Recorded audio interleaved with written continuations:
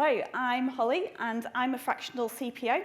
Before I was a fractional CPO, I was a full-time CPTO, so I've had that CPTO role where you have both sides. So when we think about forecasting, just think about the last time that you were asked to give an estimate. Was it then treated like a deadline, as so often happens? As technology leaders, we want to build great software. We want to use innovative technology and build products that our customers love to use, that deliver our companies lots of revenue and lots of benefits. Yet so much of our time and our energy is often spent answering one question. How long will that take? And it's so often followed up with, that's too long. I know I've been there anyway. So I'm going to talk and share some experiences around navigating through these difficult circumstances when you've got a lot of uncertainty, a lot of unpredictability, and you still need to be able to provide some estimates so that we can make good business decisions. Now, we could spend some time debating around whether or not we should give dates at all. Debates around debate and outcome-driven development. This conference is only 2 days long, so we haven't really got time for that. So I'm going to assume that you're going to be in a situation at some point where you have to give a date-driven estimate. So I was working with a business, and they were having some challenges around estimating, it's fair to say. So they'd been rebuilding an existing product, and they were rebuilding it in a new technology from scratch. I'm sure everybody in this room has had one of those projects at least. And the original estimate for that piece of work had been 3 months. 9 months later, still no sign of that piece of work, that new product, going out of the door. So it was getting to be a difficult situation because we've obviously invested a huge amount of money and amounts of time into this product. Just to add a layer of complication, there'd been a slight, shall we say, miscommunication with the sales team.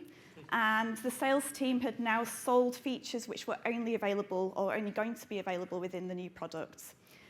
And we did look at whether or not we could actually build those features in the old product. It wasn't a palatable solution to do that. It would mean we would not be able to spend enough time then building the new product, so we decided not to do that.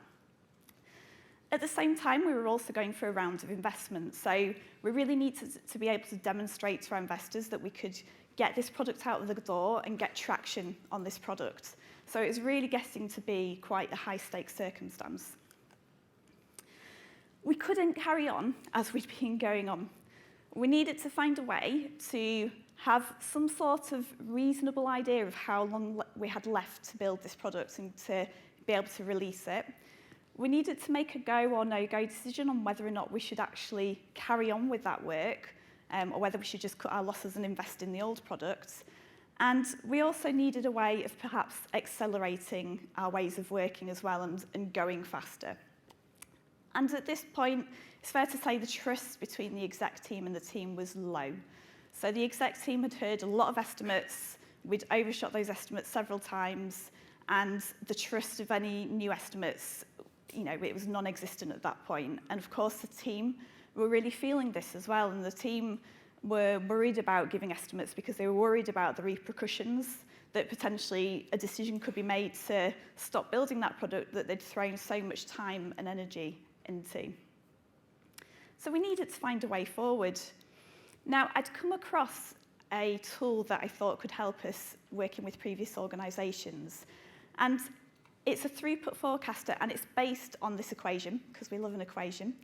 And what it says is that cycle time, so how long a particular stage of work will take, in this case for us, development and testing, that's equal to the amount of work in progress, so the number of user stories that you're working on at any one time, divided by throughput, so how many user stories you get through in a particular time period.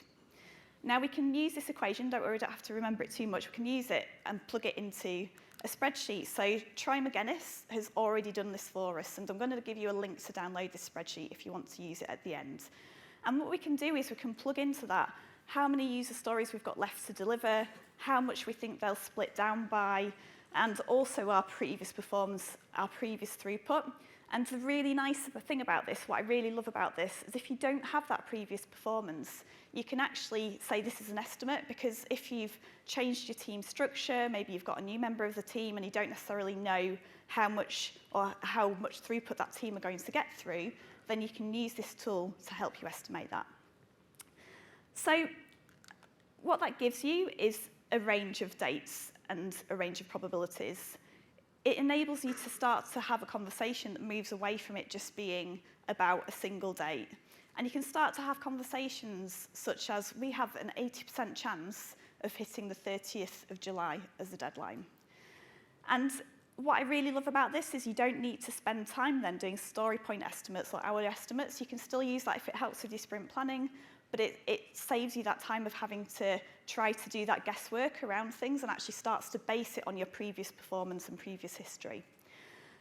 So it's worth having a caveat on this actually, that this does work best when your user stories are small and consistently sized. It can still work if your user stories aren't there yet, but obviously it becomes more accurate and more predictable the smaller your user stories are. We did the work. We put all of our stories and our previous performance through that estimator, and we found out that we had a 50% chance of hitting the delivery date for that customer. Cue lots of rather concerned faces. Obviously, that was not the news that anybody wanted to hear. We realised we still had a huge amount of uncertainty within that forecast. There was a lot of uncertainty around the scope and a lot of uncertainty around the tech feasibility. There were a lot of unknowns still in there. And we needed to find a way to draw those out. And of course, the exec team confidence, it didn't magically get better at this point. There was still a lack of confidence. So we needed to help the exec team understand why it was so difficult to be able to give an exact date. And this gave us the what. It gave us the what the date was, but it didn't give us the why. So we needed to find a tool to help give us the why as well. So we introduced a risk burn down. So a risk burn down enables us to map out all of the risks that we had to delivery. So as a team, we spent time, we sat down together and we mapped out all of the risks that we could think of. Obviously, you're not going to get your unknown unknowns, but you're certainly probably going to get some of those unknown knowns that you hadn't thought about. And you can map them all out, put together what the likelihood is of them happening. If that risk does happen, have a guess, and it is a guess, at how much additional dev effort you might have to do if that risk happens. And then you can times that together and add it all up, and you end up with a risk exposure score. Now, the reason why we wanted to do this is we can then track that risk exposure over time. So no, it's not a perfectly accurate tool, but what it does is it gives you the trends and it helps you start to see, is our risk actually increasing or decreasing? For the team, it helps them to actually think about how can we prioritize work that enables us to remove some of these risks so that next time we run an estimate, that estimate is going to have more certainty to it. And for the exec team, it was really powerful in helping them to understand and giving them the transparency as to why we couldn't give an exact date, as to all the unknowns, that if this, and this happened, that means the estimate's here, but if these other things happened, that means the estimate is here. And until we start to dig into these risks more, we're not going to understand what that estimate looks like. So it really helps the exec team understand the complexities of estimating. So now we had a handle on how much work we had left, we had a handle on the risks and what they were, and we had a way of actually managing those risks. So we actually spent 3 weeks as a team to try and reduce as much risk as possible. And we just prioritized spikes and stories that would enable us to reduce that risk. And in a 3-week period, reduced 55% of our risk. So by putting that concerted effort on it, you can have a really fast impact on reducing the uncertainty in your estimate. So now we've done all that, we needed to find a way to accelerate our ways of working. We needed to go faster. So I like to think of development a little bit like a factory sometimes. Don't hate me for this. So imagine that we're building some transport methods, and we're going to build a ship followed by a scooter, followed by a car. Might not be to scale, just pointing that out. But the problem is, in order to be able to get on to building that Volvo, it's stuck behind that really big ship. And when we're starting to build that ship, we might realize that actually, oh, we need to build 100 lifeboats as well, and we hadn't factored that into the time it's going to take. So it's going to take longer than we thought. So in that ship, in that big piece of work, there's a lot of ambiguity and uncertainty. So we want to try to break it down. What we want to get to is a much more predictable flow of work, where we've actually got similarly sized pieces of work flowing through that board. So we're tying into all those good principles around Kanban and flow, and making sure that work is moving smoothly through that pipeline. Because what that gives us is some predictability around how long things are going to take. And it also means that those risks, minis are very small. There's not a lot of room to hide in them. So you can actually start to take out some of that risk. So we needed to find ways to speed up. So making things smaller and more predictable was one way of doing that. Another way of doing that was starting to look at those lean principles. So we actually did a value stream mapping session with the team. And what we did as a team is we mapped out all of our development process from idea all the way through to the end. And we gave the team, we helped explain what those lean wastes are. So lean wastes, if you've not come across them, are things like handoffs, overproduction, so building things that you don't need to build, not utilising skills in the team. It's all those problems that might happen during that process that cause inefficiency. And we mapped out what all those inefficiencies were along the process. And this is a great exercise to do with teams, by the way, because it gives them a voice for all those frustrations and annoyances that they've been working through every day. You get them kind of going, and another thing, and another thing. It's a great session to do in person as well, if you can, and get the Post-it notes out.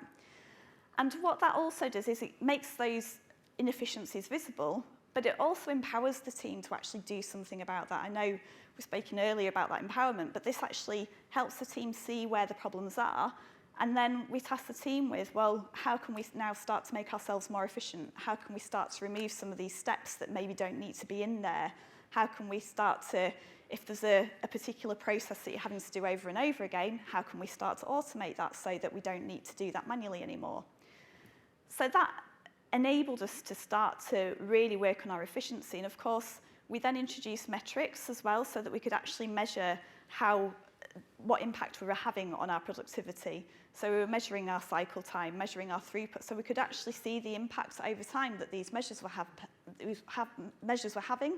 And that enabled our exec team to actually see the progress that we were making as well, because so much of this is about keeping that open and transparent communication with the exec team.